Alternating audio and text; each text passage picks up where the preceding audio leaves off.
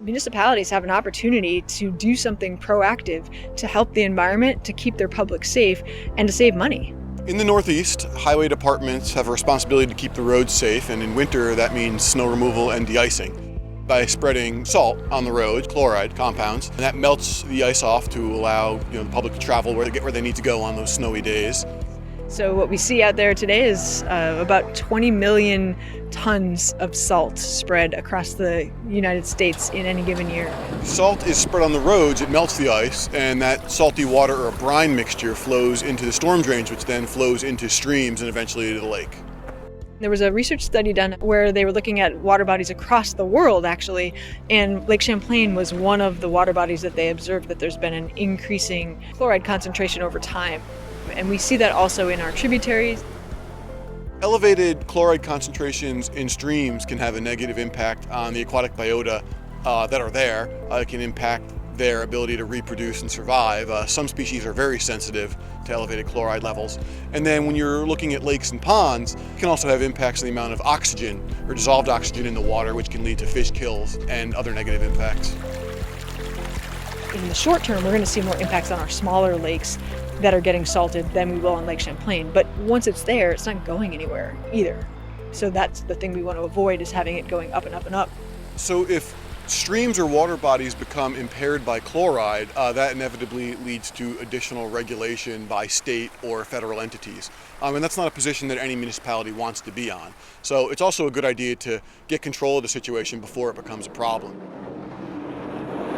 It's best to be able to kind of manage the salt output and usage so you don't use more salt than you need to get the same end goal. Because any extra salt you put down to melt the ice and snow that's on the road, again, that just melts away and runs off. So you've, in effect, wasted that money, and you may have done additional harm or put those potential pollutants into the water bodies nearby.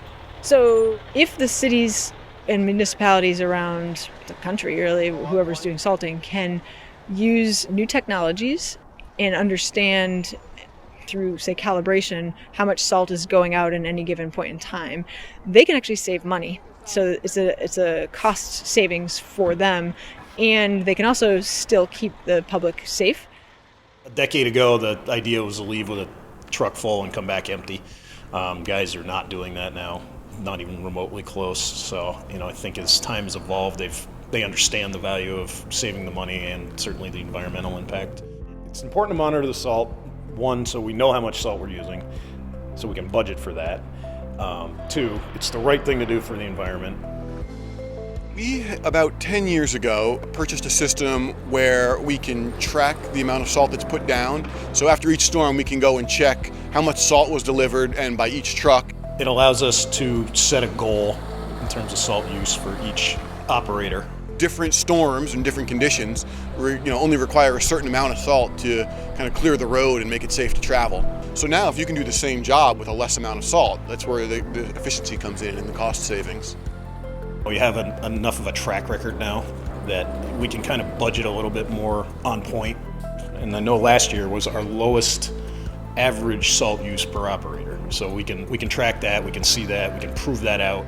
And to me, those are the numbers that you get out of calibrating and tracking that then prove to either select board or city council or town manager that this is why we need to invest in this, this technology. When you see that you can monitor your salt use and have your employees have a benchmark set for, there's no way you cannot save money.